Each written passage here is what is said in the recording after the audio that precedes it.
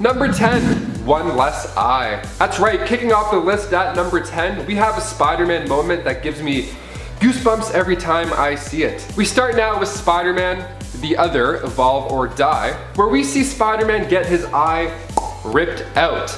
Yeah, Morlun put Spider-Man through quite the battle, but ultimately it ended with his eye being a midnight snack. Spider-Man even compared being hit by Morlun to being hit by the Incredible Hulk, saying how he's never been hit so hard in his life. He has no idea it's about to get so much worse. And before we continue, if you guys haven't done so already, please make sure to go ahead and give us a like, because it helps us out a bunch here at the studio. It's this one. Thanks a lot. Okay, now back to Peter Parker's awful life. Number 9, Man Spider. We've all wished at some point or another that we could have Spider-Man's powers. I mean, the wall crawling alone I would take.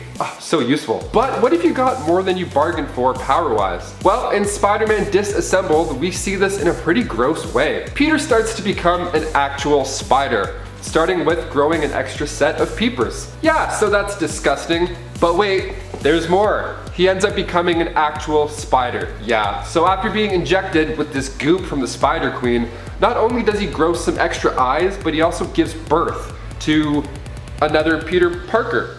Yeah, you heard me correctly. So out comes Peter, and he's the same Peter Parker as before, but a little stronger, with maybe a hint of PTSD sprinkled in there. But that's not particularly new to Peter.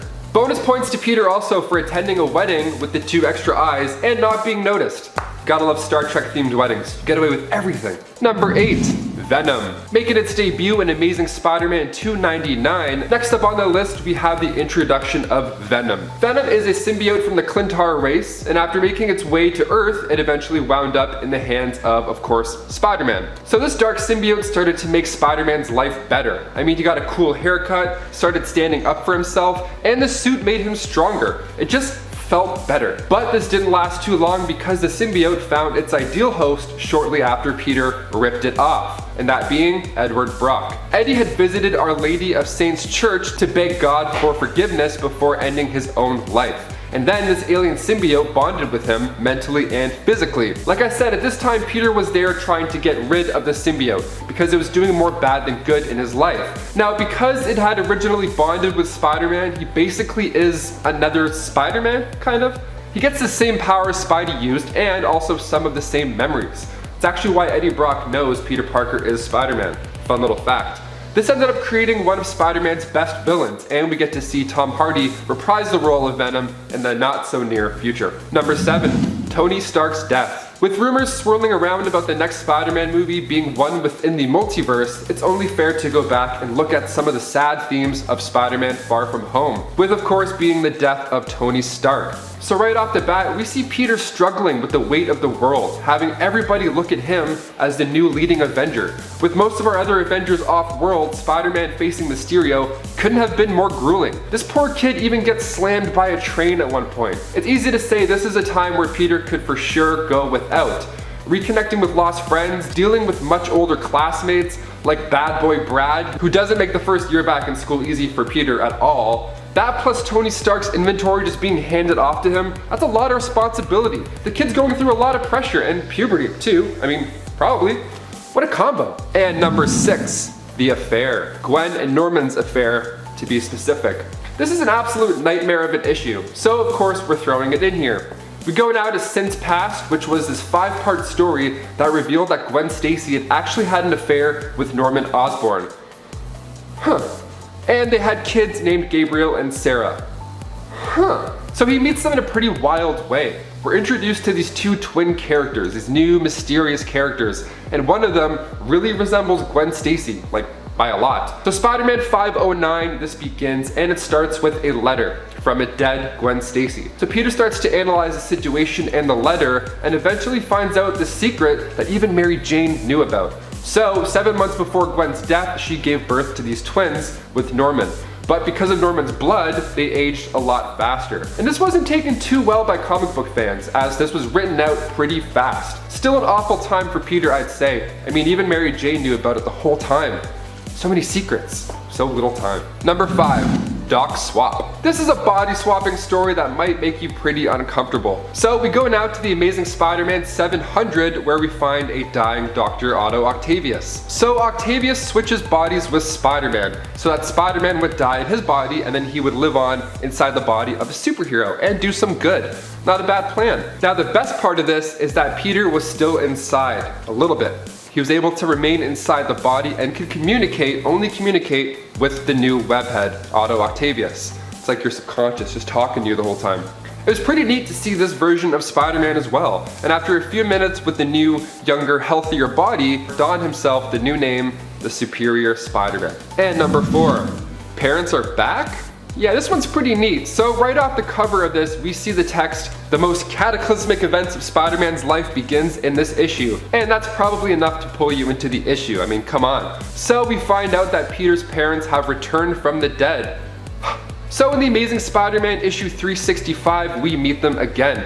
Peter comes home and Aunt May's like, hey, I'm here with our new guests. And Peter's like, oh, new guests, those are always fun.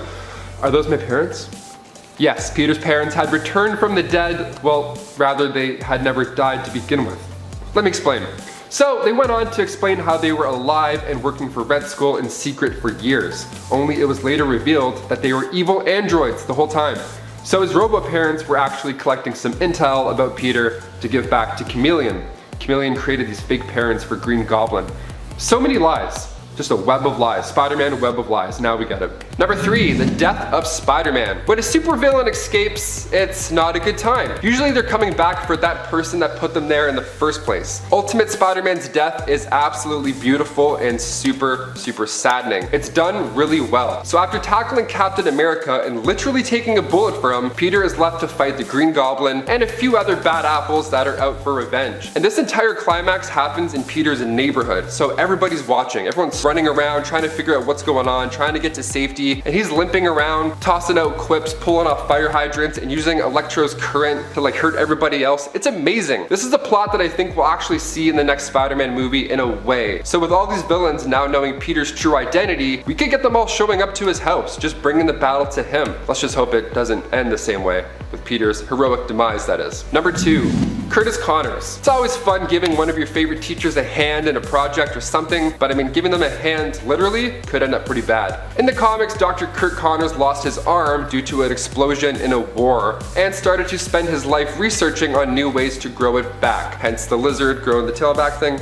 You got it. So once this finally happened, there were a few side effects. We see his arm grow back, but then as we see in the Amazing Spider-Man movie, Dr. Curtis Connors also becomes a full-on lizard. I mean, sure, lizards can grow their tails, but when you add that in with a human driven by rage and mix it DNA, the brain can alter as well. And his story arc begins with Amazing Spider-Man 6, and it's really cool. Especially if you've seen the movie, if you haven't quite read the comics, this is a nice little backstory that they didn't explain too much. And finally, number 1, he gave MJ cancer. You heard me. In Spider-Man Dark Reign, we learn a lot what Spider-Man's powers can do. The ability to climb walls, amazing. Shoot webs, ha, how fun. But when it comes to reproducing, his DNA might just be too problematic. The story takes place 30 years in the future in an alternate universe, Earth 70237. Peter ends up visiting the grave of MJ and discovers the real reason that she died. The radioactive cells in his sperm ended up giving MJ cancer. Yeah. That's what?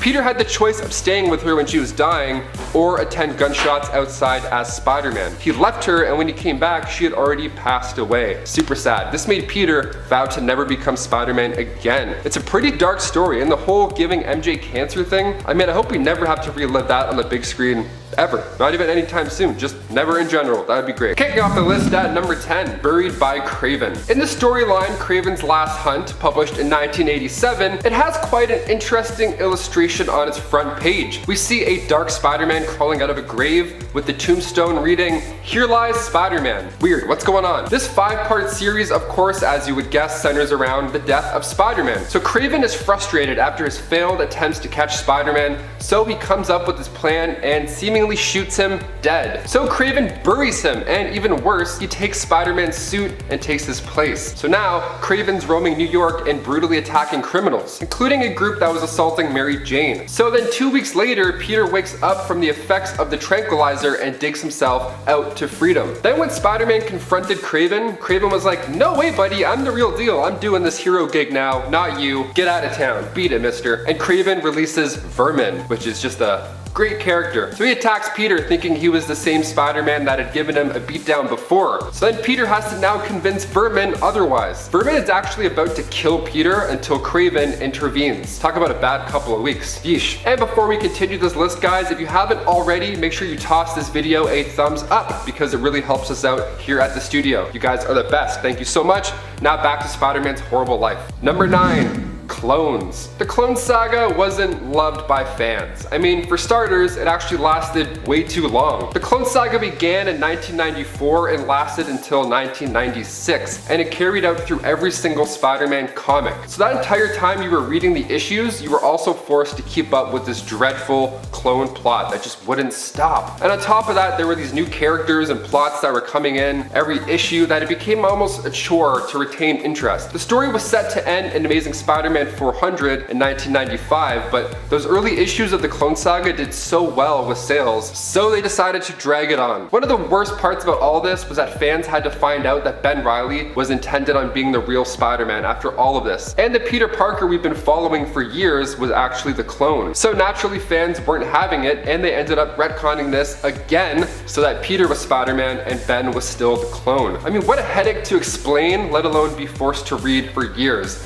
And the worst part of the bunch being maximum clonage. This issue, that's when it goes the worst. So check it out, or don't. Number 8, best friend problems. It's always incredible to me when a superhero has a bully. Like it always happens. And I mean, sure, it's a nice message to audience members not to be a bully. You know, you never know what battle somebody else is fighting at home. And it's usually a nice reveal. Like Flash Thompson is more of a lighthearted bully in the new Spider-Man movies. He kind of looks up to Spider-Man, but he doesn't look to Peter Parker. It's a fun dynamic to play with. So when we meet Harry Osborn and see his arc, it's pretty wild. Harry initially wasn't a fan of Peter Parker in the first place. He thought he was a snob. But then he realized Peter's distance was actually due to his aunt's health problems, and the two of them ended up becoming good friends. In the 2002 Spider-Man film, we see the beginning of a best friend becoming the villain, and this time propelled by jealousy. And it was a nice relationship to see on screen. It added a lot to the film. We have James Franco playing Harry Osborn in the original trilogy, and by the time the third one rolls around, Harry is a full-on villain, sporting the new alter ego, the Green Goblin, taking the place, of course, of his father, Norman. Harry and his father's relationship was never easy breezy, even before Norman became a supervillain. So Peter was helping Harry get through problems with his father, and Spider-Man was fighting the Green Goblin. So we were treated to these layers of who knows what, and all these dynamic relationships playing in with each other. And it's what made the first Spider-Man movie so good. In the comics, when Peter and Norman finally figured out who each other really was, Norman suffered from amnesia after the fight. So Peter made up this story about how Norman was actually injured while he was helping Spider-Man fight the Green Goblin. Not a bad save. So Peter went to the hospital to check up on him, you know, see how things were going. And then Harry saw this as a sign that the two of them were friends. So sometimes your bestie gets close to you, sometimes they try and kill you with their dad's glider.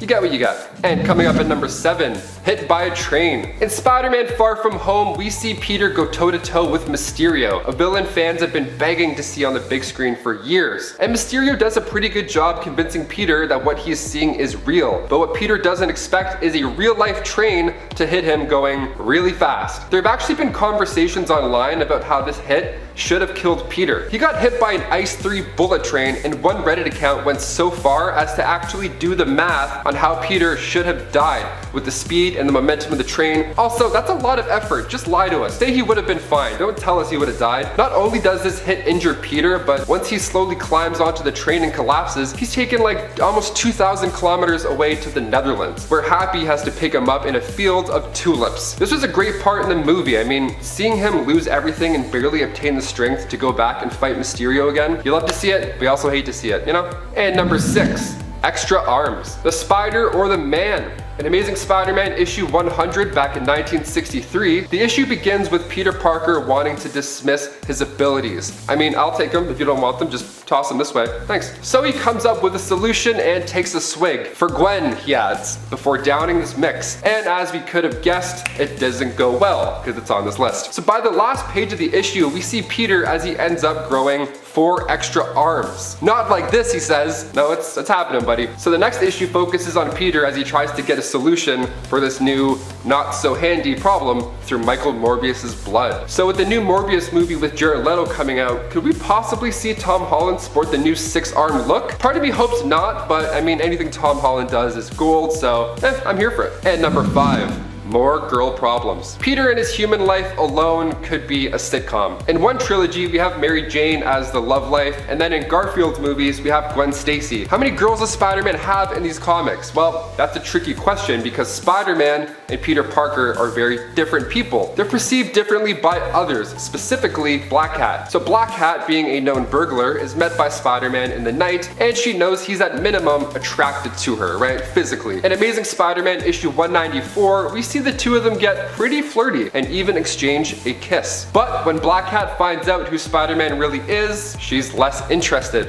You gotta play it cool, Pete. Play it cool. Keep the mask on. Less talking, more masking. And number 4, the deal with the devil. The One More Day storyline is next up on our list. This is a 4-issue story, but because of delays, it took 5 months to conclude. That's a lot of waiting. I mean, we're still waiting for the Black Widow movie to come out, so I mean, it's not too bad in comparison, but still, any wait sucks. The story began in 2007 in Amazing Spider-Man issue 544, and instead of the usual thugs or enhanced scientist villain, we see Spider-Man make a deal with the devil. The devil, of course, being Mephisto. So after Spider-Man revealed his identity in the Civil War storyline, people of course were after him, now knowing his true identity. So after a bullet strikes Aunt May instead of Peter, he of course feels like he's the one to blame. Even the opening of the story shows Aunt May in a hospital bed with Peter talking about how she was perfectly fine just a few days before. Like, it's dark right off the bat. So he first goes to Iron Man and gives him being the one who convinced Peter to reveal his identity in the first place. So he webs him up and gets all cool and bad cop. And it's nice to see, but it's also heartbreaking because that bullet was meant for him. Peter is feeling the guilt, and cue Mephisto. Yeah, the devil shows up and offers a deal to Peter while Aunt May is currently dying. So MJ adds to the pitch. So basically what happens is that the world will now forget about Peter's identity. Great. Aunt May will live. Neat. But the kicker is that MJ and Peter never got married. It's kind of like Shrek 4, except worse. So they hug one final time, and MJ explains that their love was always meant to be, and that whatever Mephisto does is unstoppable. And then poof, the deal is sealed. The next day, Peter's like, oh man, another uneventful night, just the way I like it, me being Peter Parker, not married, and all that jazz. And all the backstory just like that was wiped out at the turn of a page. Number 3, he was crucified. That's right, in X-Men issue 191, we see our boy Pete on the front panel with the words, Raiders of the Lost Temple, written at the top. See, this issue is a lot of fun for everybody, but of course, Spider-Man. The issue begins with the Avengers and the X-Men trapped in this world where Kulan Gath has made everything a little bit old-fashioned, like very old-fashioned. His spell turned cars into horse-drawn carriages. It turned guns into swords, which way more fun in my opinion, and police officers turn into civic guards. The whole city becomes medieval times. It's insane. Then Spider-Man gets crucified and tortured, even admitting that he didn't think it would be possible to hurt so much. And Gath's barely begun. Yeah, he was upset. Honestly, he was one issue away from Ramsay Bolton walking in and calling him Reek instead of Pete. Going for the Game of Thrones fans, there you go. Number 2, he dies. Again. Sometimes dying is just the way to go, especially if it's loud and heroic. Maybe you're like on your knees, you're yelling, you're ripping your shirt off or something cool, some kind of Dwayne "The Rock" Johnson way. You gotta do what you gotta do, even if that means dying alone with nobody to witness you being a badass. And that's exactly what happens in the story at the hands of Thanos. So once again, Thanos doesn't actually end the Spider's life in this issue. It's his own heroic actions that puts the nail in the coffin. He's going over the mental checklist of things to do. You know, classic Spidey things. Pick up Mary Jane, fill up on web fluid, deliver some mean-ass barbecue sauce to Aunt May's, the usual. And when a couple workers fall off the side of a building, Peter even acknowledges that it's another walk in the park for him. That is until the cooling machine explodes, sending Spider-Man hurling in the air. Now, seconds before his heart stops, he reflects on the fact that he always made jokes in dire times, then simply coming to realization that there are no more jokes. And crash, the barbecue sauce breaks off the ground as Spider-Man dies. Really sad, a weird barbecue sauce twist, but it actually made it seem more sad, I don't know.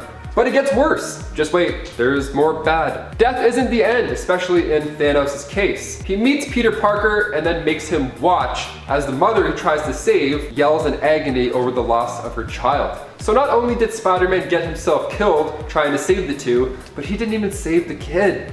Bad luck Brian over here, come on. Number 1, Let It Ring. Remember that song? It was great. Well, it's so good, man. Apple bottom jeans, boots with the fur. Alrighty, we'll finish off this list with one of my personal favorite moments of the Spider's horrible run with luck, maybe because I'm claustrophobic and this one triggered me. You've been warned. Spider-Man 300. There's a huge brawl with Venom and Spider-Man, and it's a lot of fun, right? A lot of webbing, a lot of punching and kicking and thwips. And at the beginning, Spider-Man is trying desperately to reach the Fantastic Four's Sonic Blaster, right? Just one little pew, and then we're good. Eddie Brock is doing his villain monologue stuff, and Spidey's like, yeah, keep talking, and he's trying to reach his blaster, and then Brock notices and slams him through the floor. Then Venom knocks him out, and then Spider-Man wakes up upside down. Yeah, he's webbed up to this giant bell. So when the clock strikes midnight, that heavy clapper, it's gonna kill him. It's gonna get him right in the head. It's kind of like Saw, in a way. It's really twisted. So in a last-minute attempt, Peter barely manages to squeeze his hand out, stopping the bell from ringing. But of course, it's not easy. It's only time before the constant hitting will crush the bones in his hand. And he acknowledges this too. He knows that he's in a sticky situation. After barely escaping, the bell does finally ring. And if Peter sticks around, he too would die along with Venom. So even if you win, you lose. That's life. That's how life goes. Sometimes you're stuck between a bell and a hard place. Number 10. Stopped a train with his body. In the second Spider-Man film starring Tobey Maguire, Spidey goes through some burnout after losing MJ to John Jameson and having his friendship with Harry Osborn fall apart. During this time, he's lost his spider powers and he gets attacked by Doc Ock. After an intense battle, the Mad Doc leaves Spidey to rescue a rogue train heading off of the rails. Pete,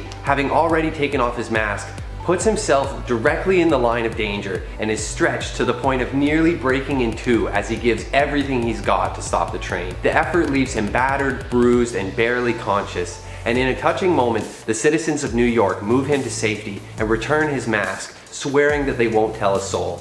It's a touching tribute to Spider-Man's sacrifice, and it definitely looks pretty painful. Hey Nerd Squad, if you like these videos and you want to see more, take a second to hit that like button and ring that notification bell. We really appreciate it. Number 9. Got dragged off to fight in another dimension. This version of Peter Parker has it pretty rough. When he was a boy, his parents died in a car crash, and his Uncle Ben was highly abusive. In his anger, he adopts the name Charlie Parker instead of Peter. He's a problem child, and he spends 2 years in a juvenile detention center. By age 13, he's living on his own and using his abilities to steal from drug dealers. If that's not bad enough, he's later recruited into the Superior Spider Army, picked up by Ashley Barton, and dragged off to fight in an alternate universe where the Earth is irradiated, without so much as an introduction or an explanation. That it's like, let's go, no time to explain. This version of Spidey is pretty grumpy, and it's easy to see why. Regular Pete already has a hard time, but this guy got dealt a seriously crappy hand. Still, having spider powers does seem pretty awesome. Number 8. Got beaten to near death by the Phoenix Four. The Avengers vs. X-Men event was epic and mind-blowing, featuring some crazy showdowns between our favorite heroes. In A vs. X Volume 1 Part 7, Spider-Man plays a big role as he trains with Hope Summers, trying to help her learn how to control the Phoenix Force. As she grows frustrated that the fight is escalating and she hasn't been able to help, Spidey tries to reassure her that her time will come. Ironically, it's Spider-Man's time that comes later, as he covers the escape of his fellow Avengers by distracting those who are controlled by the Phoenix Force. Despite him having no chance, Spidey gets up again and again after he's beaten to a pulp, likely suffering multiple broken bones while rescuing his friends.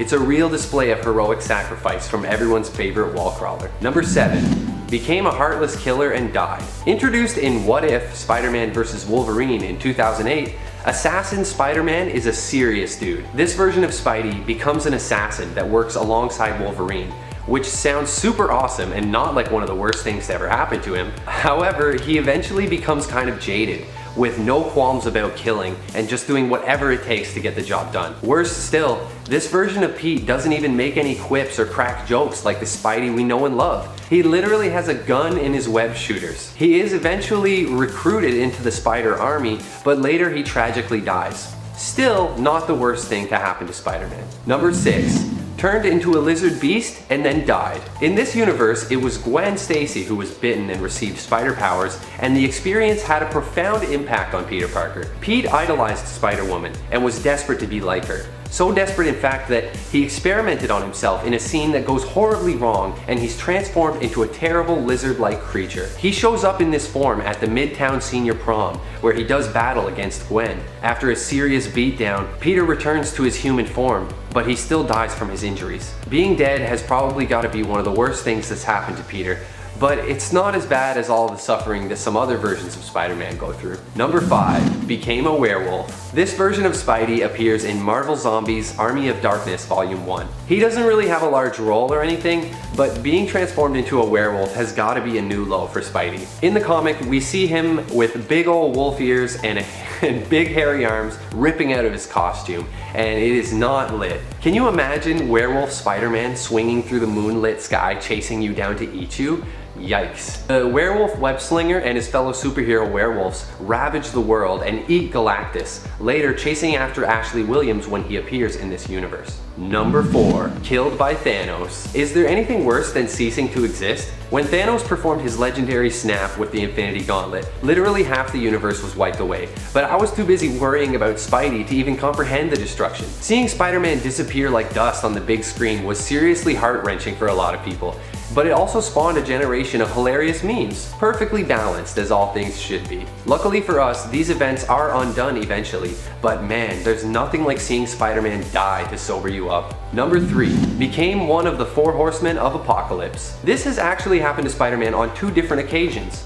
Once in Cable and Deadpool number 15 in 2005, and then again in Avengers Volume 4. In these 2 stories, Apocalypse unleashes his master plan for world domination, which includes recruiting 4 people he finds fit to be his Horsemen of the Apocalypse. The 2010 version is especially horrifying, with Spidey being horribly mutated into this hairy white beast, seemingly fused to a horse-like creature that looks like it's made of webbing. Being used by evil bad guys is bad enough, but being turned into a hideous monster for that is definitely not Spider-Man's finest hour. Number 2. Been the last person alive on Earth. This version of Spider-Man is actually Ben Parker, in an alternate reality where he received spider powers when he accompanied his nephew Peter to a science demonstration and was bitten by a radioactive spider. Ben decided to use his powers to help others, but retired after his nemesis, the Emerald Elf, discovered his identity and killed his wife and Peter. Later on in life, Ben is approached by Ezekiel Sims, who warns him of the imminent arrival of Morlun, devourer of totems, on a mission to destroy all spider-folk. Ezekiel allows Ben to hide in his bunker under Sims' tower, and while he's there, the whole city of New York and presumably the world is subjected to nuclear destruction. He only emerges from the bunker later when the other spider totems arrive in the universe to enlist his help.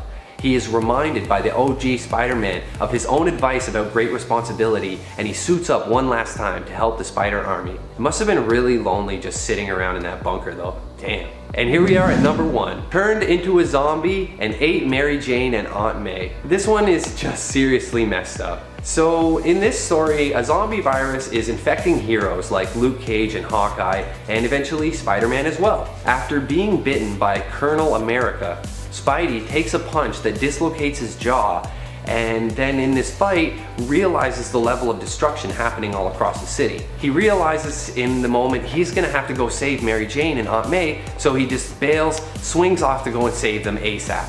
Unfortunately, he does show up a little too late, and the zombie virus is already working its way through his body. When MJ approaches, he lashes out and bites her, and as she turns into a zombie, Pete sets to work on Aunt May. Ultimately, we are treated to this horrifying scene in which Spidey holds up Aunt May's severed head and screams at it. Yeesh. Number 10. Drugged and tortured. Classic. Those are 2 things you never want to happen to you, in that order either. Age of Ultron was an event that went down in 2013, and I gotta tell you, nothing is worse than waking up and realizing you slept past your alarm. You feel panicked, you feel all hot in your chest, you feel stupid, and you still feel tired. Worst of all, you don't even get any more rest. It's just stress and anxiety all in one ball. But how about sleeping through the end of the world? Yeah, that's right. That's exactly where Peter Parker's story begins in all of this Ultron madness. He wakes up and the world is in ruins. Desperate to help and find answers, he hits the streets, only to be drugged and kidnapped by Ultron's goons. He then waited, badly beaten, to be sold to Ultron. So it's bad, it's getting worse and worse. So after a daring rescue from Hawkeye, the team actually is frustrated with Hawkeye and Peter. Tony walks over to use some tech just to make sure he's alright, but in doing so could potentially compromise their secret location. Damn you, Tony even says to him. Sad. Imagine if Tony said damn you to you, you'd be like, oh, please. And before we go on to number 9, guys, if you could go ahead and toss us a thumbs up, because it really helps us out here at our studio. You guys are the best. Thank you so much for watching and supporting. Okay, back to some sad Spider-Man times. Number 9, Aunt May. This time a little bit different, but still the same. So with Miles Morales breaking the internet more and more every day with Spider-Man 3 rumors, and of course the Spider-Man Miles Morales game, it's fair to look back on the saddest part of that first PS4 game. Peter is faced with the ultimate hero scenario. If he uses the antidote to save Aunt May, there won't be enough to save everybody else from the Devil's Breath bioagent. And it's really well done. I mean, many gamers, including myself, definitely shed a tear at this point. My throat got tight. I was like, hey, skip, I don't want to see it. What if we use it to cure someone right now? Then there won't be enough to cure the others. So when the game was being made, interestingly enough, the big ups didn't want them to kill Aunt May at first. But then once they saw the flow of the story and how things were playing out, they simply said, you can kill Aunt May, you've earned it. You earned a pardon. Number 8, Bike Messenger. Why, Peter, you're bleeding. Oh, yeah. I stepped off a curb and got clipped by one of those bike messengers. Yeah, for sure, a bike messenger did that to your arm, not razor blades made by the Green Goblin. Yeah, so this dinner scene is anxiety central. Similar energy to when Michael Keaton's Vulture is grilling Peter on the way to the dance. Yeah, that injury is one of many in the Spider-Man trilogy, but it's the location of the injury that gets Peter in the most amounts of trouble. Right on his arm, front and center. It was this moment where Norman Osborn realizes that he's Spider-Man. If only you sat on his left, would have been smooth sailing. Come on, man, you have senses. Your right is my left, you gotta flip it, here you go. Number 7, Impaled from a glider. So in the movie, it's a well-timed backflip that ends up taking out Norman Osborn. And the best part is, Norman does that to himself. He's like, and then he goes, whoo, and gets it. It's awesome. His own glider kills him. What a life lesson right there. Don't be a dick. So stupid. Like no one's there, I'm like, sorry. Well, in the comics, it went down a little bit differently. See, Ben Reilly was a clone, of course, created by the Jackal, and went by the name of the Scarlet Spider. And it was him who in fact got smoked by this glider, causing his death immediately afterwards, revealing that Ben Reilly is indeed the clone. Number 6, he loses a leg. I have a great arm and leg joke at the end of this one. Here we go. It took me an hour, I'm like, that's it. Peter Parker, this time from Earth 982, aka the MC2 universe. So after a battle with the Green Goblin, Peter ends up losing his entire left leg. So this happened about 2 years after the birth of his daughter, May, and the incident was so horrific for Peter that he quit. Yeah, he stopped being Spider-Man, which is sad. But then cut to many years later, May Parker grows up and puts on the suit herself. And she looks pretty badass. We love the MC2 universe. So while Peter is walking around with a fake leg and a cane, she's swinging around busting arms dealers. Too bad she didn't run into any legs dealers. Number 5, Rocked. Okay, we've seen Thanos throw a moon at the Avengers. We've seen him snap away half of the Avengers and half of all living creatures, in fact. But hand to hand, the Mad Titan is still brutal. We look back now on the Infinity Gauntlet event. This was a wild ride. I mean, Wolverine's bones turn into rubber, Cyclops gets smothered by a clear block, Iron Man gets his head cut off. It's violent, it's spicy. And then Spider-Man, we see him get a face full of rock. Yeah, Traxia straight up beats him to death and then finishes him with a rock. That's some like caveman stuff right there. I mean, at least Thanos made the deaths of the other Avengers somewhat quick. I mean, come on guys. I feel like if I had to pick one way to go with Thanos, I would much rather be turned into dust than having a rock here. This is already messed up enough, we don't want that. Number 4, he exploded. Yeah, so we touched on Marvel Zombies in part 2 or 3 or 1. We lose track here, okay? Spider-Man's had a rough go. But in Marvel Zombies Return, we see Spider-Man after he gets transported to another world. Classic.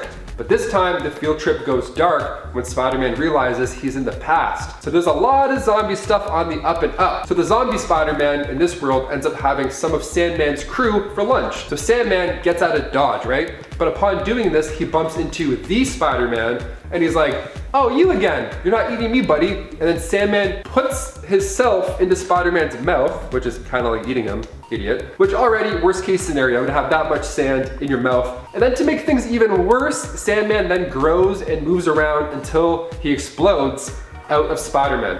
Like a gender reveal balloon. It's like, pah, it's sand. Just kidding, it's sand. Yeah.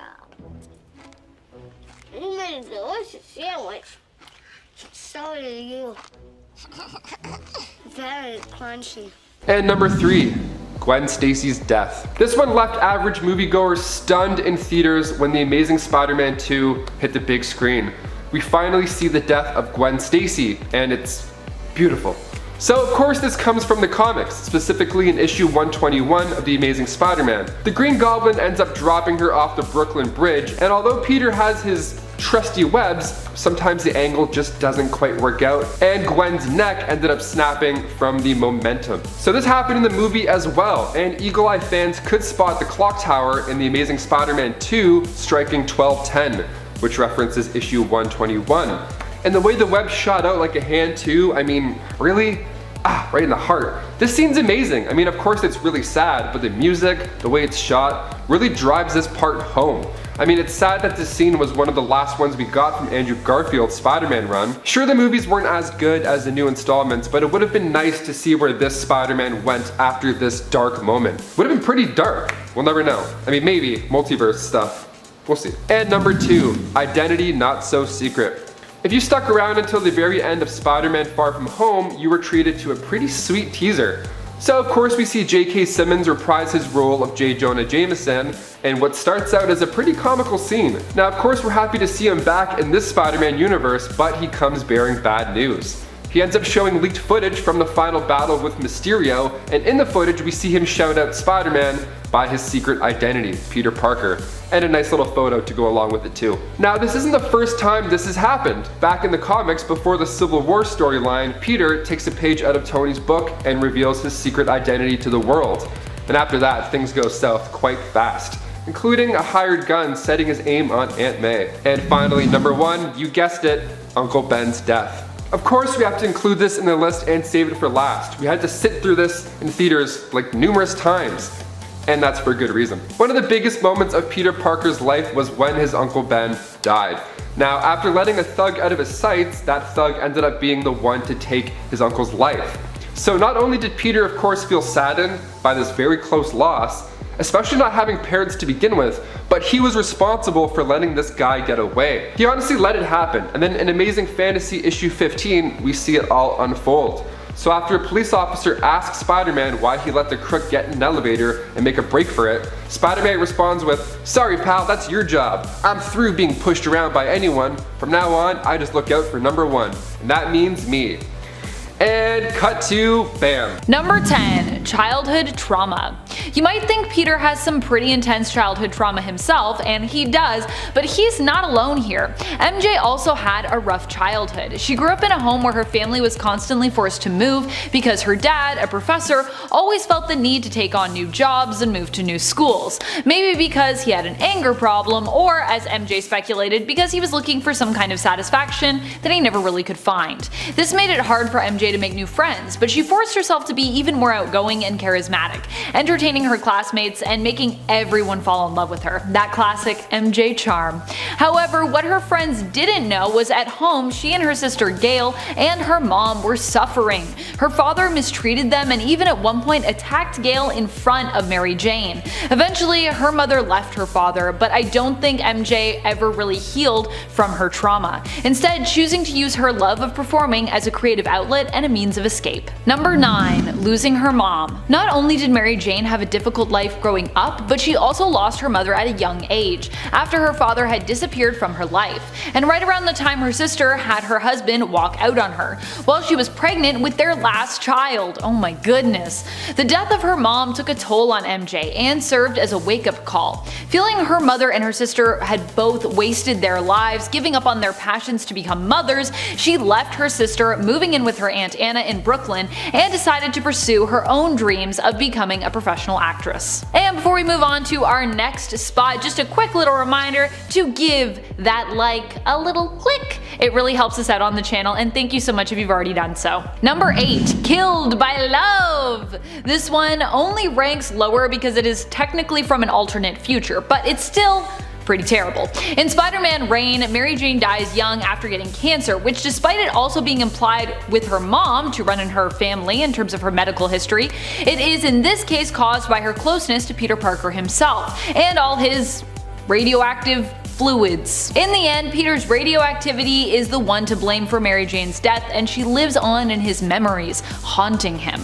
We also need to acknowledge how unkind, senile old Peter is to ghost memory MJ, because that is also very much a thing in Spider-Man Reign. In typical Peter fashion, he seems to almost take out his own feelings of guilt on her ghost, having more than a few outbursts that are directed at MJ's non-existent self. Number 7. Suffered Peter Parker's hostility. There are multiple times that Mary Jane has suffered being emotionally mistreated by Peter, but this moment in retrospect for me is one of the worst. Just after Gwen died, Peter was caught tearfully mourning her by MJ, who had been waiting in Harry and Pete's apartment. She was in a lot of pain at the time, having just heard of Gwen's death and mourning her basically best friend, Gwen, herself. Peter, however, did not want to hear it and insisted his pain was actually greater than hers, and that she couldn't possibly understand how hurt he was. Wow, what a cruel and immature way to respond. Like, I know Peter was hurting, but ouch. MJ did not deserve this. He also goes on to say, "Don't make me laugh, Mary Jane. You wouldn't be sorry if your own mother died." Whew. This stings quite a bit given what we now know of MJ's past, that Mary Jane's mother did die, and that it was extremely painful for her. Granted, Peter might not have known this yet, in fact I'm pretty sure he didn't in terms of continuity, but still, ouch. I'm sure when he found out about that later, he thought back to those words and was like, oh, I was pretty terrible, that was bad. I hope he apologized to her later. Number 6. Fan hate. The fan hate that we see by some is actually seen as being created somewhat by Marvel's hate for her character, depending on who we talk to. So what's really going on here? Why do people hate MJ? Well, there are Spider-Man fans who blame Mary Jane almost exclusively for Gwen's death. Not like a conspiracy theory like, Mary Jane was secretly the Green Goblin or anything weird like that. It's more just that MJ basically caused Gwen to be killed because writers wanted MJ and Peter to be together, and many fans actually would have rather that he stayed with Gwen, who they think is a more suitable fit. So the way they see it, if MJ wasn't around, Gwen would still be around today. Then there are those who criticize her fancy-free lifestyle and just how she's kinda all about having fun. People didn't think that she was serious enough, though really with the context of her history, it's kinda hard to see how people felt this was a problem. That's kinda just part of Mary Jane's characterization, and it makes sense if you know her history. Then there are those who feel she simply isn't well enough written, that she's basically an underdeveloped character without really much depth.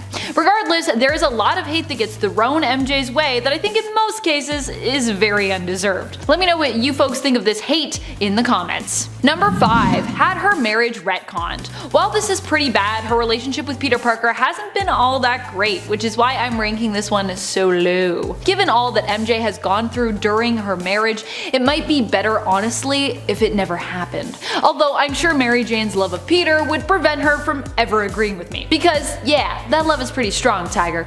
Mary Jane and Peter's marriage was the price that Spider-Man was asked to pay Mephisto in exchange for his help in saving Aunt May's life. Rather than let his elderly Aunt May pass away, Peter agreed. Which is pretty crazy considering, Aunt May's really old, so you could've just maybe let her go, but I guess not. And if you're wondering why he didn't ask other people for help here, who are superheroes, magic users, scientists, and or doctors, there's some people I'm sure that are all of those things, he actually did ask them for help, and apparently no one else could help him.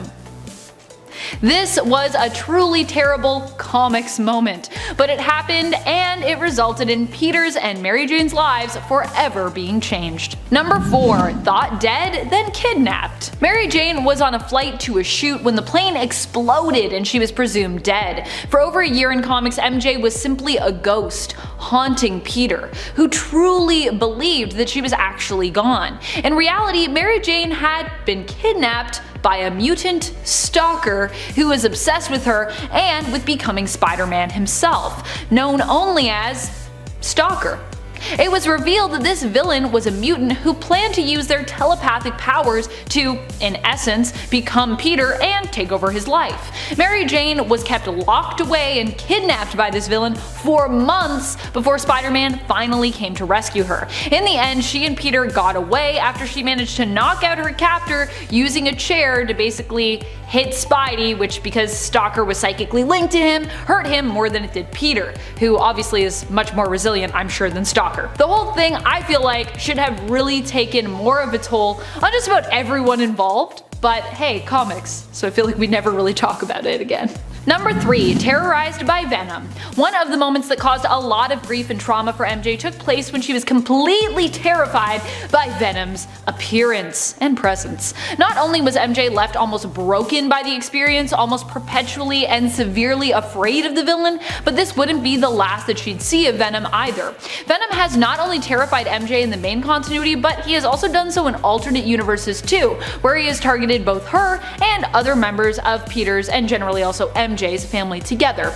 Due to her intensely negative relationship with the symbiote, fans even were initially triggered at the sight of the black suit when we were given a variant cover featuring MJ bonded with the symbiote in place of Eddie Brock. This was intended to celebrate MJ, but it definitely stirred up some mixed feelings for many of her fans. Although it is a cool variant, it does look cool, I will say. Number 2. Assassination Attempt. We all talk about when Peter hit Mary Jane in the midst of a fight between him and Ben, but few people seem to recall that Peter also tried to kill Mary Jane during the events of the Clone Saga. So it wasn't necessarily his fault here, as he was programmed, brainwashed into doing so by the Jackal, but it still makes for a horrific experience for Mary Jane either way, who at the time was also pregnant with their child. Terrified, she was forced to flee from Peter, running for her life and seeking help from anyone she could find, any of Spider-Man's hopefully superpowered allies. Basically, the Clone Saga was just a really hard time for MJ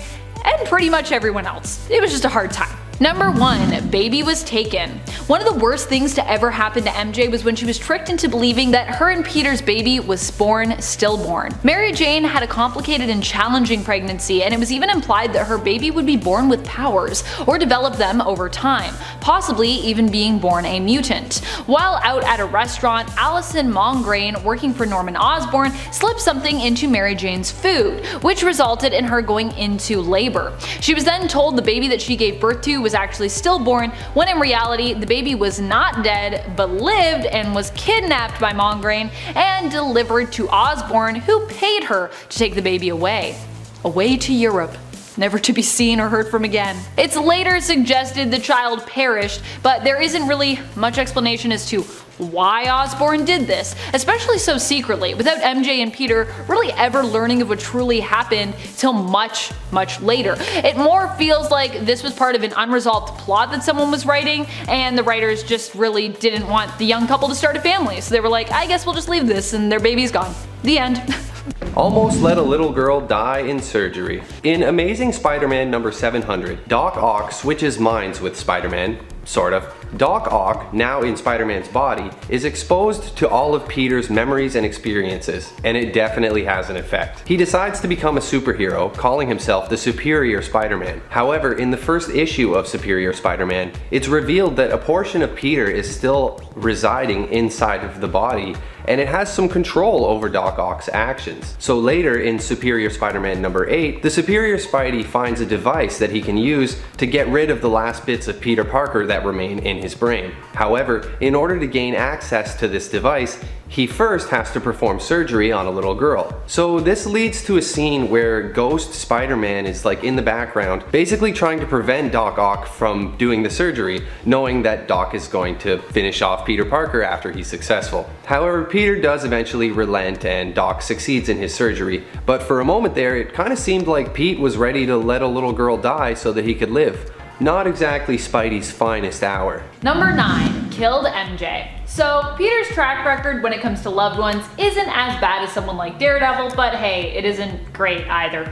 In alternate universes especially, Spider-Man has caused a lot of harm to those that he's loved, and I mean a lot. And even in the main continuity, his track record isn't so great. In the Marvel Zombies universe, Spider-Man was transformed into a zombie, and as this happened, felt the uncontrollable urge taking over him. He was like, I'm so hungry, I gotta eat people. He tried to tell his loved ones to get away from him, but it was too late, and he ended up not only killing, but full on eating both Mary Jane and his Aunt May. Of course, can we really blame Peter for this one? Not so much. He was a zombie and he wasn't really in control here. But knowing Peter, you can bet he likely reminisced and blamed himself continuously for this for days on end, even while he was a zombie.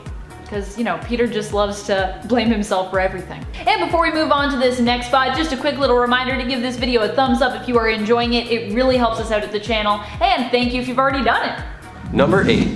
Allowed a kidnapping. In Amazing Spider-Man number 112, we see Spider-Man really worried about Aunt May. She's gone missing after Gwen Stacy gave her a hard time for meddling in Peter's life too much, and he spent most of the previous issue searching for Aunt May. In this issue, we see Spidey has become so distracted, he doesn't even notice this guy getting kidnapped nearby. What's worse, when Pete does notice this guy, who also notices him, he starts the classic Spidey monologue about how helping this poor slob will take hours. Hours he could spend searching for Aunt May. He actually leaves the guy to get kidnapped, saying, maybe someday I'll have the courage to face myself again. Damn, Pete, you could have easily stopped and saved this guy. If that wasn't bad enough, later on it turns out that Aunt May wasn't even missing, she just had a new job. Way to go, Spidey. Number 7, worst boyfriend ever. I wish I could say this was a one-time instance, but this is one of the worst, most consistent things that we've seen from Peter Parker throughout all of his relationships. He's not only super awkward around the ladies, but also has a tendency to behave badly with his romantic partners as well. For one, Peter very rarely lets people in on his secret of being Spider-Man, which causes a lot of problems early on in relationships that usually end up causing a breakup before things get super serious. And you might be thinking to yourself, but wait a minute, Amanda, hasn't Peter Parker told Mary Jane before that he's Spider-Man? Yes, but she also apparently knew from like day one that he was Spider-Man, so I don't know if that even counts because she knew the whole time. But beyond that, he also says, thinks, and does kind of things that are just in general awful. He snapped at his partners, lied to them, gotten them into all kinds of danger, blamed them for things that weren't their fault, and even at times physically hit them. Like when Mary Jane tried to break up a fight between Peter Parker and his clone Ben Reilly, and in a mindless rage, he slammed her back, causing her to go flying into a wall. Also, Spider-Man is super strong, so even if he like flicked Mary Jane, I imagine that would be terribly painful. Oh, and she was also pregnant at the time with their child, which just makes it even worse. Number 6. He almost robbed a jewelry store. Okay, I know this isn't supposed to be top 10 things Spider-Man almost did, but I have to mention another really weird out of character Spider-Man moment. In Amazing Spider-Man number 87, Spidey has been suffering from an illness that he determines to be the radioactivity in his blood slowly killing him. He's been feeling delirious for a while and having a hard time using his powers properly, and he's swinging around the city, monologuing, wondering what it means for his future. Suddenly, he remembers it's Gwen Stacy's birthday, classic Peter, and he doesn't have a gift. So in a bizarre moment, we see Spider-Man randomly decide to break into a jewelry store and he steals a necklace for her. He realizes what he's doing before it's too late and he kind of like puts it back, but he's already caused property damage and like, you know, thank God they don't have cameras because Jameson would just have a field day with that. The whole thing is just a really weird moment. Spider-Man starting to wonder if he's losing his mind. And the whole thing was really surprising to me, and he almost went through with it. Number 5, killed MJ again. Yeah, for someone who claims to love her so much, Peter is not very good at treating MJ well. This one comes to us from another alternate reality though, so we do have to, you know, asterisk and add that in there, little editor note. Because of course, Peter would never kill Mary Jane in the main continuity, or more, he just hasn't done so yet. In the reality of Spider-Man Reign, we're taken to a potential future reality where Peter killed Mary Jane simply by loving her. Their being intimate, at least that's what's implied, caused Mary Jane to be exposed to Peter's radioactivity at a level where she ended up getting cancer and dying. His radioactive fluids. Yeah, that's pretty intense. In typical Peter fashion, this becomes one of his greatest regrets, giving MJ cancer, and only serves to basically drive him insane and turn him senile, which really doesn't help anyone and makes for a pretty crazy story when he returns as a bizarre and depressed version of Old Man Spider-Man. Old Man Spider-Man is super depressing. Number 4. Worked for the Jackal. The whole clone saga was definitely one of Spidey's lowest points, especially just the way that they totally messed with Peter's character throughout the whole thing. He was calling himself the Spider and just acting generally unpleasant, but when he found out that he wasn't the real Peter Parker but a clone, he really didn't receive that news very well. The Jackal somehow ends up convincing Pete to work with him, and somehow Peter buys it, even though it means working against his friend Ben Reilly. Peter eventually does come to his senses, but man, how could he have ever been convinced to work with a supervillain in the first place? You know, every time I look back on this era, I remember why people hate it so much. Both versions of Spider-Man are pretty decent, but the way that they're pitted against one another as if there can only be one and everything, the whole thing just felt kind of forced.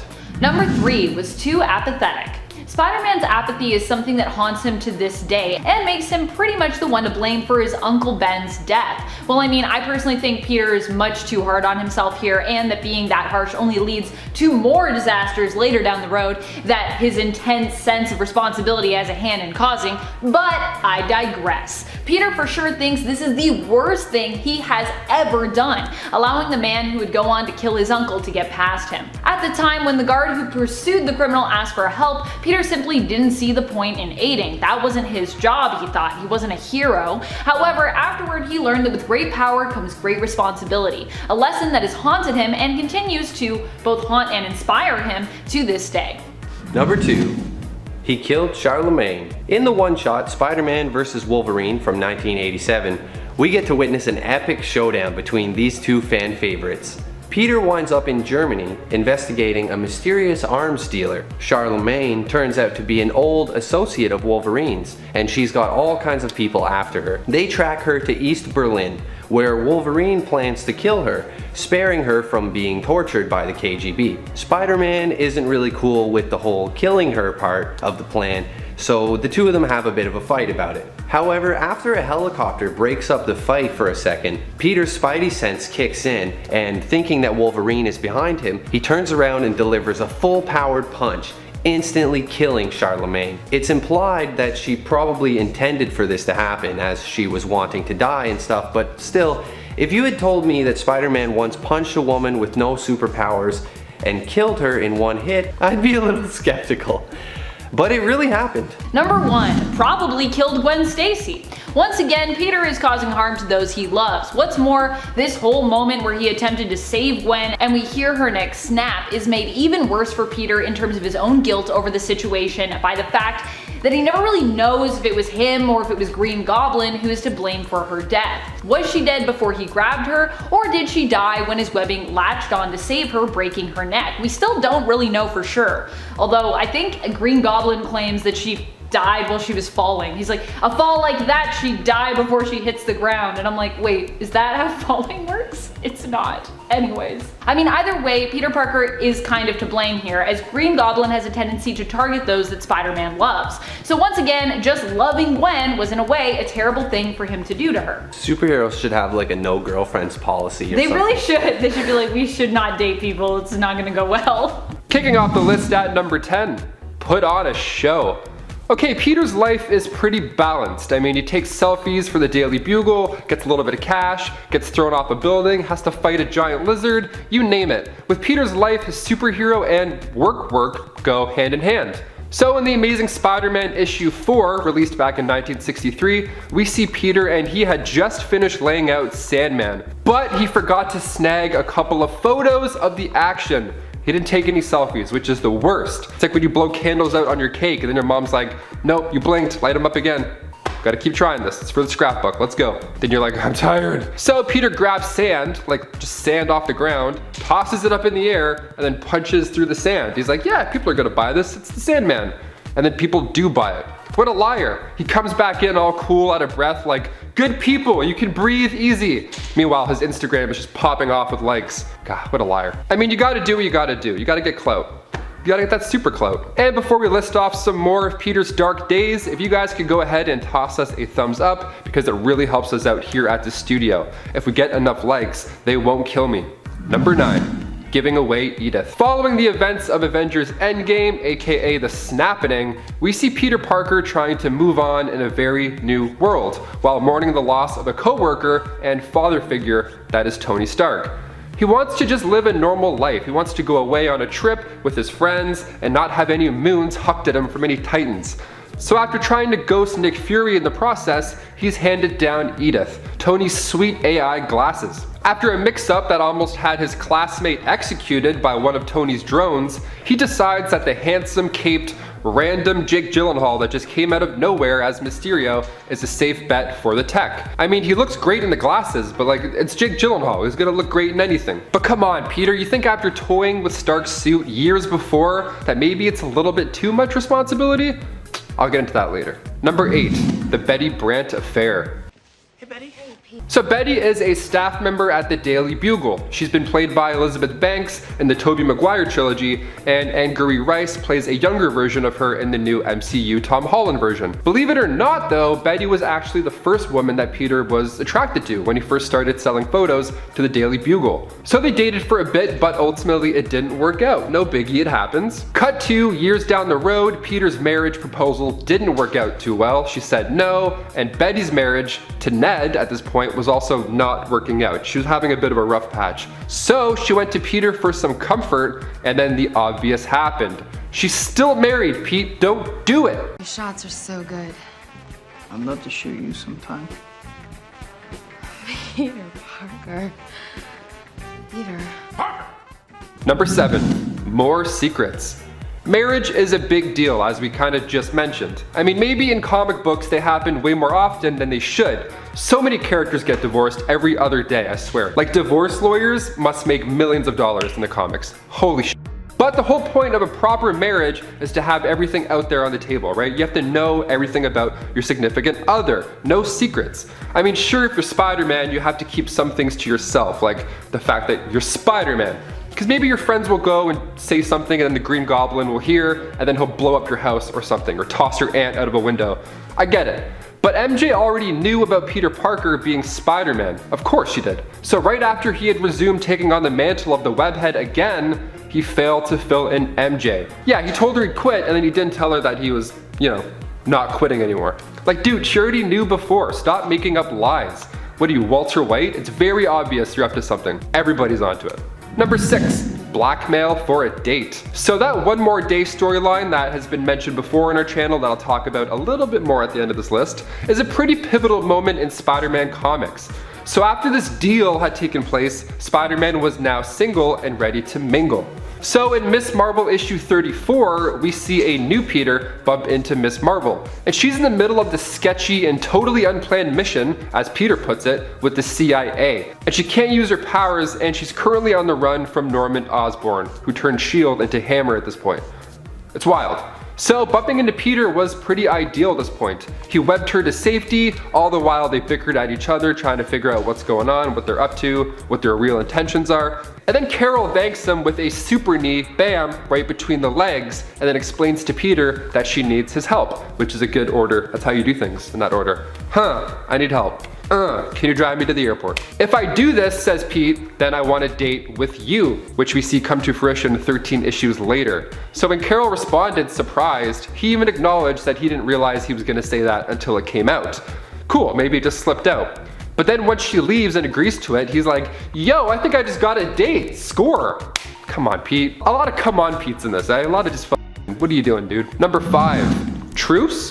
Question mark? So at some point, it's fair to make a truce, okay? Maybe the conflicts just don't have realistic expectations, and then both parties are like, you know what, this has gone on way too long, let's just call it, no hard feelings.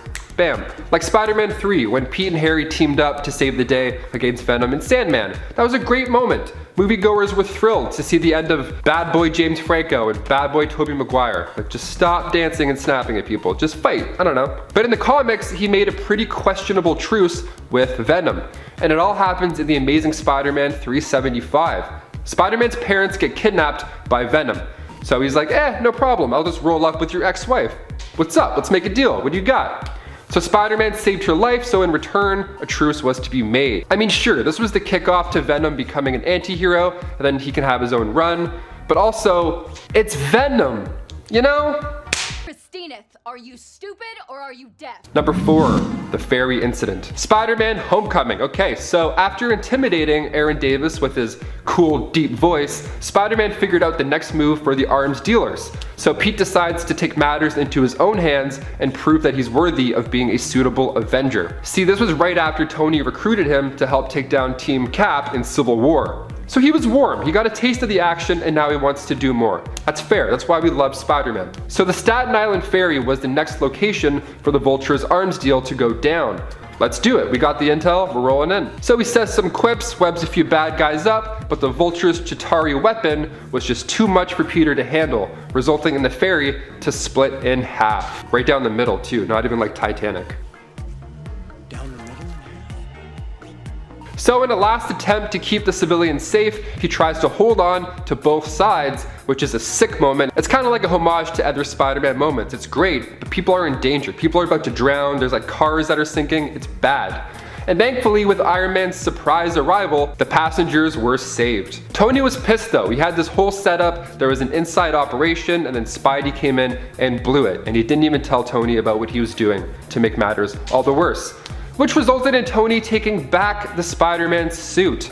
It's always the worst part, right after a breakup. You're like, fine, here's your nice sweater. God, I'm so cold now. Number 3, evil assassin Spider-Man. We go now to Earth 8351, where Spider-Man and Wolverine are training together in Alaska. Nice and cold. So they're trying to go rogue. So they're working on becoming stronger, and they're training, they're having a good time. Now, this Peter Parker, he's a bit more rough around the edges. Even his famous catchphrase is now slightly different. See, in this universe, it is, with great power comes great responsibility and greater enemies, which I like more. It's honest, it's definitely better. Doesn't roll off the tongue, but it's a step in the right direction.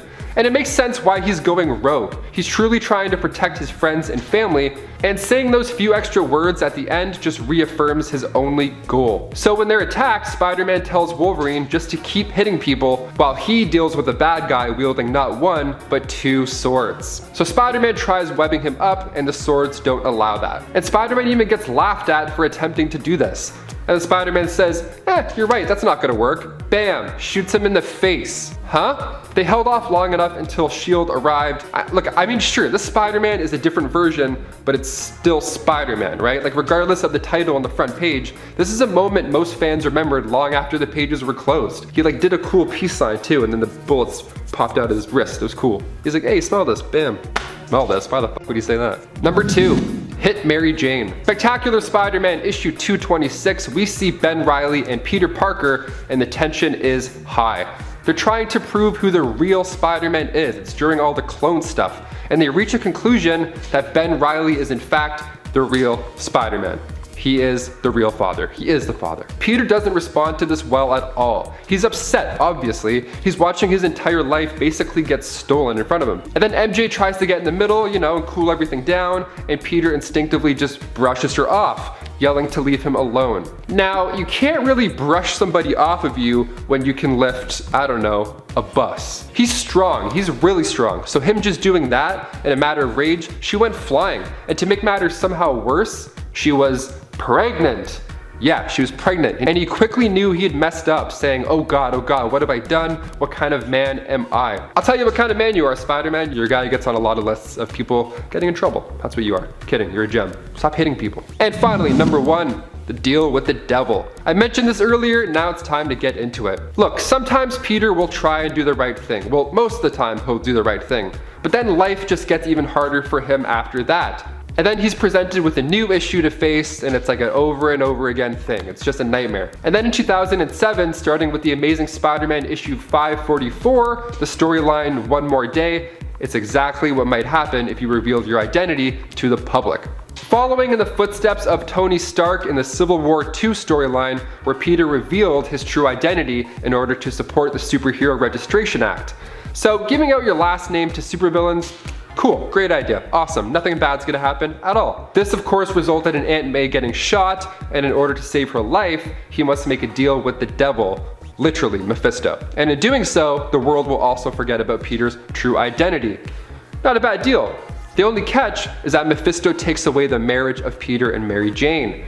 And I don't mean a quickie divorce and he's like, hey, sign here, poof. No, I mean it never happened. The relationship is gone, and at the turn of a page, the marriage was just no more. All those memories, all those moments, gone just like that. Coming in at number 10 today is Craven the Hunter. Craven the Hunter's comic book tale seemingly came to an end in one of the most shocking Spider-Man stories ever. Craven's last hunt finally sees the Hunter get the drop on Spider-Man. Sticking Spidey in the neck with a dart and then burying Spider-Man 6 feet under, Craven actually beat his adversary, which only a handful of villains can actually claim to have accomplished. Thinking Peter Parker is down and out, Craven weirdly then takes on Spider-Man's costume, or a copy of the black Spider-Man costume, and he hunts down criminals. In an attempt to prove himself that he's better than Spider-Man, he defeated Vermin, a villain that Spider-Man couldn't defeat without help from Captain America. Unfortunately, the whole thing still ends in tragedy for Craven. Spider-Man digs himself out of the grave and renders Craven's victory kind of moot, but Craven also had accomplished his main goal by besting Spider-Man, something that not a lot of people can confidently say,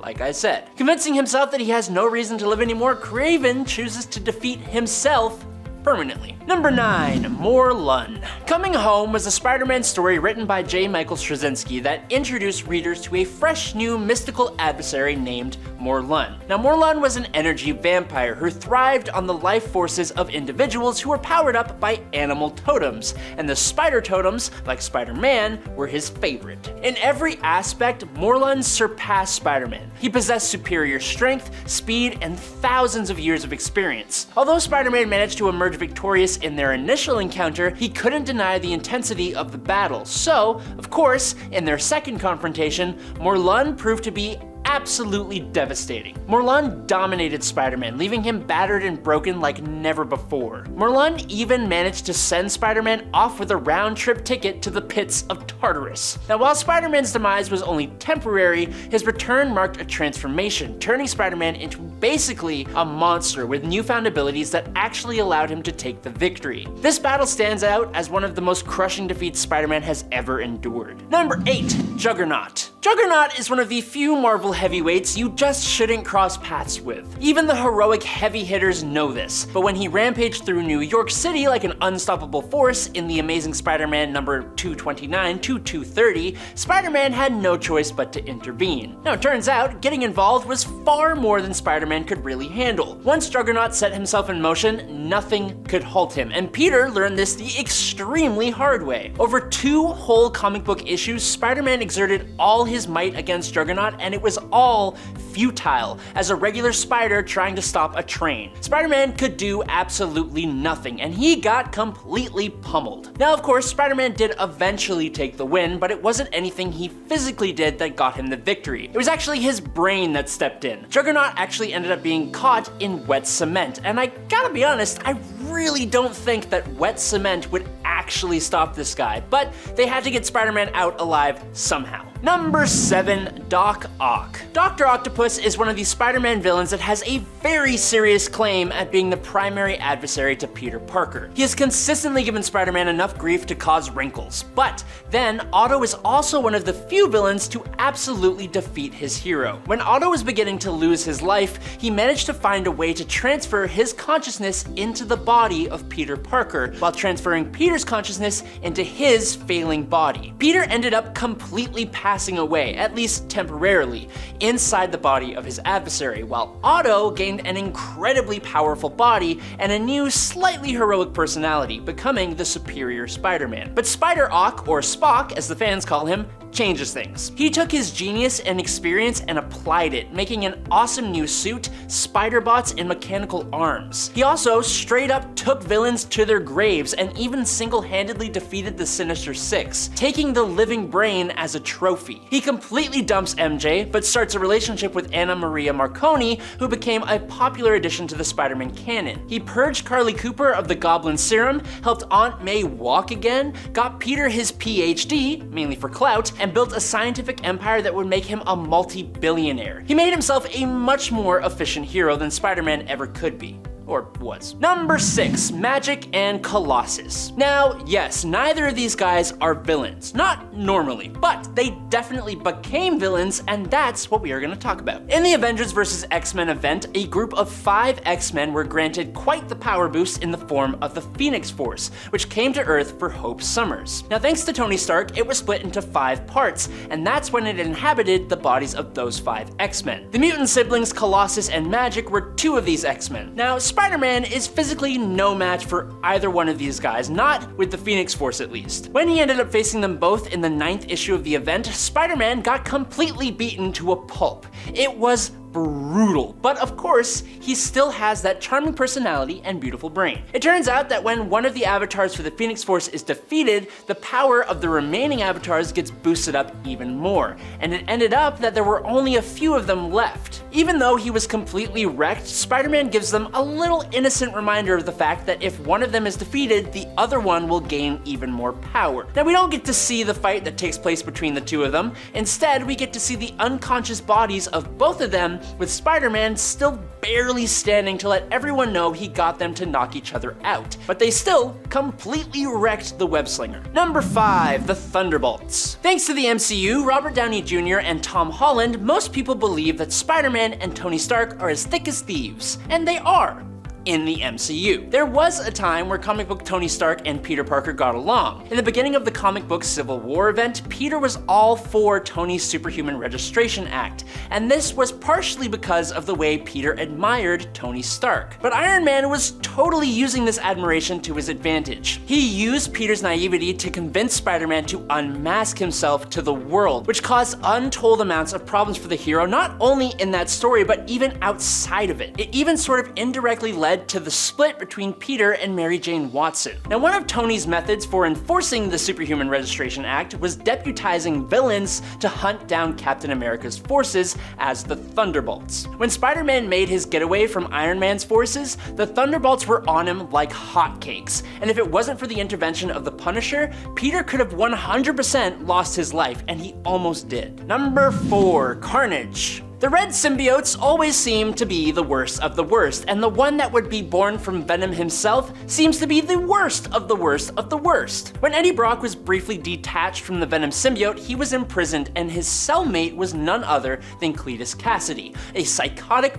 serving 11 consecutive life sentences in Rikers Island. Now, when Venom showed up and bust Eddie out of prison, it produced its first offspring as a result of Thanos seeking the Infinity Gems out in space, which is the weirdest reason, but that's what happened. Now, Spider-Man learned the hard way that Carnage was absolutely no joke. The Carnage symbiote was not vulnerable to the same things that Venom was, and his strength and speed were greater than both Spider-Man and Venom. Not to mention, he was absolutely ruthless, even more aggressive than Venom, and with all the lethal of Venom and not a smidge of the Protector. The Wall Crawler had to call for help to fight Carnage, and from none other than one of his own villains. Number 3, Venom. That villain that he ended up calling in for help against Carnage was none other than Venom himself. Now, Venom has had an interesting time in comic books, going from villain to anti-hero, back to villain, and now to just straight up a hero. But when he first showed up, he was absolutely just a villain. Eddie Brock and the symbiote shared a personal vendetta against Spider-Man, and they united in their hate for him,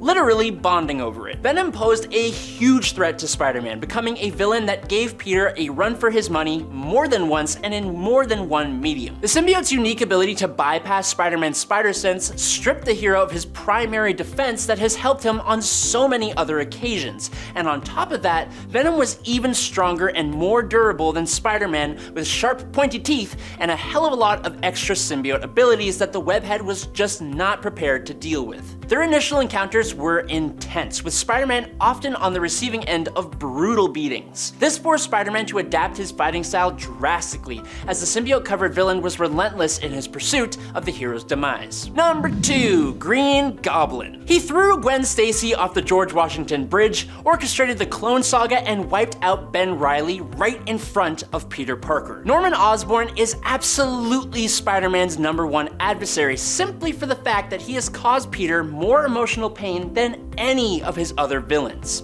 even Doc Ock. Now obviously everything that I mentioned was Norman, but Harry Osborn was also the Green Goblin, adding physical and emotional turmoil to the whole thing. Now I don't think I need to pick one event in particular, but I would say that Gwen Stacy was the worst of the bunch. Green Goblin proved to Spider-Man that he is not able to save everyone. Even though Peter was so close, he still failed, and when you think about it, Green Goblin made it so that Peter was the one to shoot the web that broke Gwen's back. He may not have known that's how it would go down, but he lucked out with that move, not only terrorizing Peter, but completely psychologically tormenting the poor guy. And finally, in at #1 today, it's The Spot. Jonathan Owen is a villain that only well-versed fans of Spider-Man would recognize, or it used to be that way before Across the Spider-Verse came out. Now as The Spot, Jonathan hasn't always been the most relevant villain of Peter Parker. He often ends up on lists of Spider-Man's worst and unknown villains. I mean, when he first confronted Spider-Man and announced his villain moniker in Peter Parker the Spectacular Spider-Man Volume 1, Issue 99 in 1985, the hero hit the ground laughing. Literally, he fell on the ground and was laughing. It was bad. But it made it all the more embarrassing for Spider-Man when the Spot